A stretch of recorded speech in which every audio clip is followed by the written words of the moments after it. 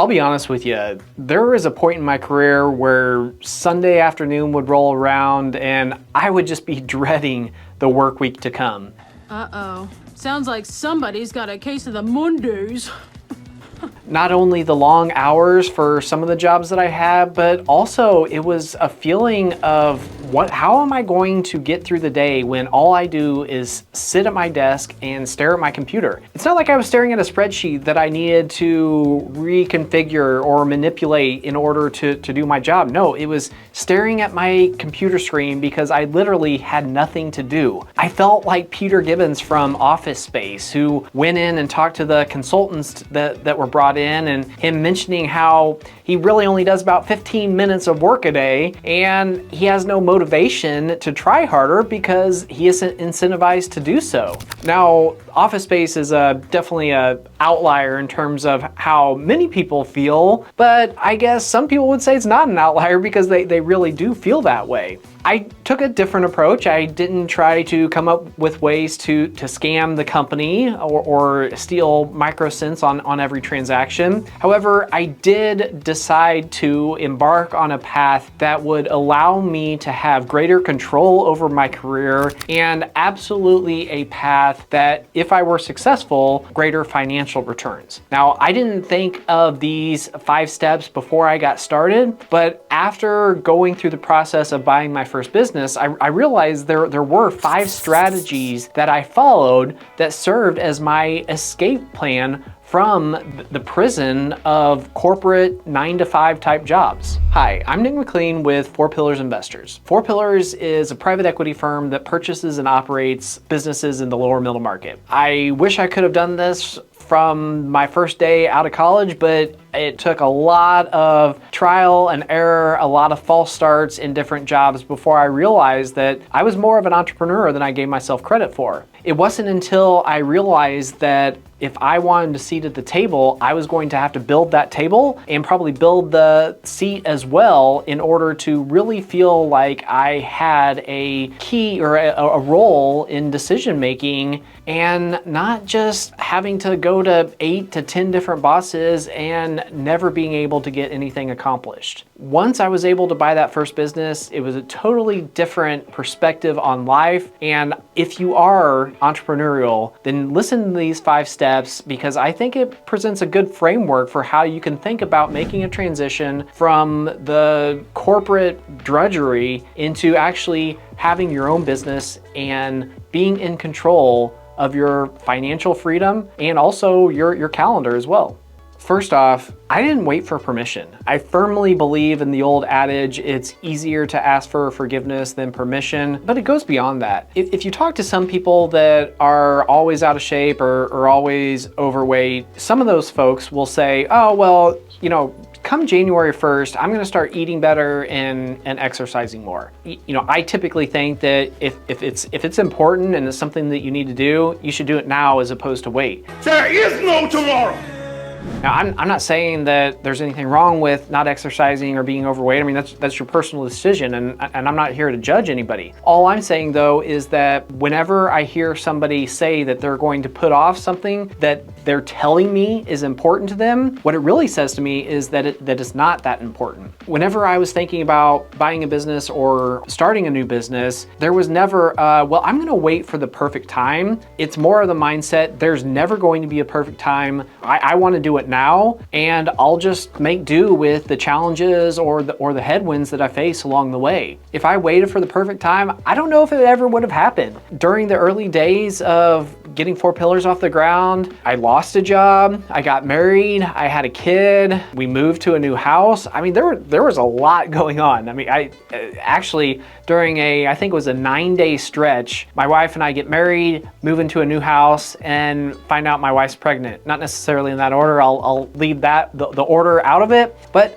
that's a lot of change. And I think any sane person, if they were thinking, okay, when is the perfect time, it would have been months after all of that happened. So everybody's different. And again, the last thing I want to do is judge anybody or make them feel bad for not proceeding down this path today or tomorrow. There are reasons to wait, but I want folks to be objective and really think about, are they procrastinating or is there a real and rational reason to delay it? Because if you're just waiting for permission, newsflash, that permission is not going to come, and 5 years down the road, you're going to be very, very upset. Well, I can't say you're going to be very upset, but 5 years down the road, it's going to be 5 years wasted that you could have been spending getting the new venture off the ground. The next step is that I treated my 9 to 5 like my first investor. What I mean by that is I wasn't sitting on boatloads of cash that I could just quit my job and use all those cash reserves in order to fund my new venture. Instead, I made sure that I did a great job at work. I went above and beyond in terms of what my managers were expecting. And by doing that, I did have free time during the day, but also at night, I was able to use that time to figure out what I wanted to do, what this new venture was going to be and whatnot. I think a lot of folks are tempted to take the mindset, well, if I'm just gonna put in the old college effort, as they say sometimes, not really focus on my day job because it's not important anymore. I get where you're coming from, and for many people, you probably can coast like that. For me though, I just wanted to show an abundance of caution and do everything I could, make sure I was still a star employee, if for no other reason, because maybe my new venture would fizzle out. Maybe I wouldn't be successful getting that off the ground. My belief is that treating your 9 to 5 as your ideal investor, it's a little bit more work, or maybe it's a lot more work, but it's also an insurance plan. Because let's face it, most people aren't successful in starting a business. And even if they are able to start a business, most businesses don't last for a very long time. So in addition to the fact that I didn't have boatloads of money, I wanted to treat the 9 to 5 as my first investor as an insurance policy if my grand ambitions didn't come to fruition. The next step is that I wanted to identify a business model or business in particular that didn't require quitting. A lot of jobs, you have to be there 8 to 5, and if you're not there 8 to 5, then you can't really do them. So if I was going to continue to treat my day job as my first investor, then I had to find something else that could fit in the off hours or in between meetings of my primary job. What I realized though is that I didn't really want to start a new business. That seems too scary to me. That seemed too risky. However, through this process, what I realized is what I really want to do is I wanted to buy an existing business. I did have some experience in M&A and private equity and realized that could be a path that could not only be lucrative, but one that I could implement while working. It requires a little bit different approach. What I would say is you can't spend 4 or 5 hours a day on the phone calling business owners, asking if they want to sell their business to you. But there are tips and tricks that I was able to pick up so that I was able to accomplish or able to conduct a search for a business while working full time. Now, that wasn't the only key part in this, but whether or not starting a business is for you or if you want to buy a business, the important part is that building on the first strategy, if you're going to treat your 9 to 5 as your first investor, you got to find a business model that allows you to work flexibly in terms of accomplishing that goal of getting your business off the ground. The third strategy was to focus on building skills and relationships while my boss paid me. Now, I think many people would think that the skills part is obvious. Of course, you want to always want to be building skills, always want to learn new things. So maybe we can put that one to the side because it's a little bit more obvious. The one that's less obvious though is building relationships. Whenever I was trying to identify a business model that didn't require me to quit, part of the way that I'm able to do that is by getting other people to do work for me. Now, that sounds like a great idea and why wouldn't you do it? But it's maybe one of those things that's easier said than done. Yes and no. What I mean by that is some of the relationships that were important that I built because I wanted to buy a business were with business brokers and investment bankers. Now, I wasn't paying them to go out and find business owners that were open to selling to me, but that's their job. By building a relationship with that type of person, I was able to get them to do work for me so that whenever they landed a client, I was in a good position to submit a bid and hopefully be the winning bidder. Now, of course, those deals aren't proprietary and there's going to be some competition, but in thinking about this in this broader context of how to start a business while working in a 9-to-5, you're going to have some trade-offs and some challenges in this process. So not everything's going to be perfect, but for me, this was a workable solution, building these relationships so that I was able to focus on my day job, but still have deal flow coming in so that whenever there was a company that looked interesting, it would take a few phone calls as opposed to weeks or months of building that relationship and getting that seller or getting that business owner open to having discussions with me. Finally, prepare for the emotional leap. I will say that it wasn't much of an emotional leap for me. I mentioned earlier about how during the process I lost my job, and I remember my wife telling me after the fact, man, whenever you told me that, I was preparing myself that I was gonna have to come home and really comfort you and just be supportive because you might be disappointed and whatnot. And she said it wasn't like that at all. And it wasn't, because that was during the time where I was trying to buy a business and I just wanted to take advantage of the fact that I no longer had a 9-to-5 and I was able to try and buy a business full time. Now, during that time off, I think I was without a job for 3 or 4 months, so wasn't an extended period of time. But during that 3 to 4 months, we weren't able to get a deal closed.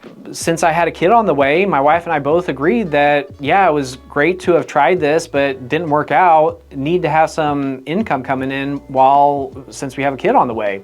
Took a job and continued the search, but in a part-time basis, going back to one of the earlier strategies about how to find a business model that you can execute while working a 9-to-5. And everything slowed down, but I was still able to make progress and ultimately able to buy a business while working a full-time job. That emotional leap is going to feel more daunting to other people depending on their personalities, their situation, et cetera, et cetera. I think that for me, the emotional leap would have been much greater if my wife didn't work. If my wife stayed at home with the kids or whatever, it would be a totally different scenario, because my wife's income really serves as a safety net for our family's finances, or at least they did at the beginning. Everybody's situation is different, everybody's personality is different, and so as you think about what are going to be some of the biggest challenges, I just would encourage you to at least start thinking about and asking yourself objectively, are you going to be able to make this big emotional leap when the time is ready? I think a lot of people will, but not everyone will be. So that's why it's important to think about it. Final thoughts, it really comes down to, are you gonna take the red pill or are you gonna take the blue pill? I am a vocal and strong proponent of the red pill.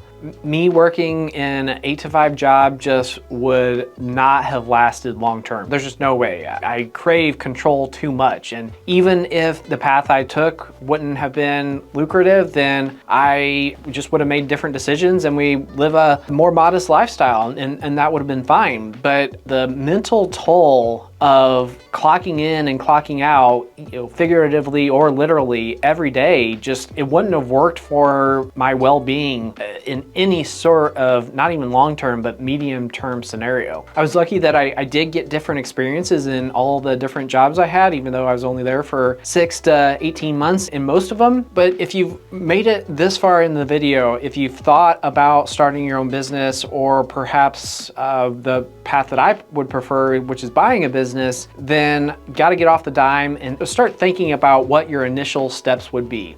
Going back to the steps here, that first step, I just want to reiterate here that nobody's going to give you permission. Nobody's going to be the one that's telling you, get going on this. I mean, you might have a relative or a friend or maybe your spouse encouraging you and say, yes, you should get going on this. But generally speaking, most people are not. So you're just going to have the discipline and resolve to get started. And I know that you're not really going to take much advice from me, or my advice isn't going to carry much weight, but I strongly encourage you, take that red pill, get going. As it relates to buying a business, I launched a course on how to do just that. I'm not some super magnanimous soul that just wants to purely out there to help people. Yeah, I do want to help people, but also 4 Pillars has gotten to a certain size where we need more avenues of deal flow, and a great avenue for deal flow is folks that want to buy a business, because we're able to partner with them in a variety of different ways. So if buying a business is something that